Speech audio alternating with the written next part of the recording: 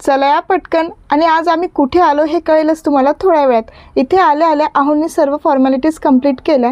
त्यानंतर इथे कोकम सरबत ॲज अ वेलकम ड्रिंक ठेवलं होतं, म्हणून आम्ही ते पिलं आणि त्याची चव छान होती म्हणून आम्ही इथे एन्जॉय केलं. आता कोकम सरबत पिऊन आलो आम्ही आमच्या रूममध्ये. आता मी तुम्हाला सांगते आम्ही कुठे आलो. आम्ही आलो आहे रिसॉर्टमध्ये 1 दिवसासाठी.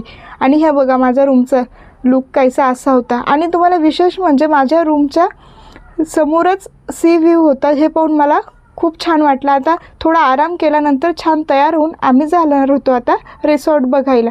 आणि रात्री खूप छान लाईटिंग केली होती. आणि आता थोडं रिसॉर्ट पण फिरू आणि अनिशलाही खेळवू म्हणून आम्ही जाणार होतो तिथेच असलेल्या किड्स झोनमध्ये. आणि इथे आल्या आल्या ह्या पोराने तर आम्हाला आश्चर्याचा धक्का दिला. स्वतः स्टेप चढून स्वतः घसरगुंडी खेळली.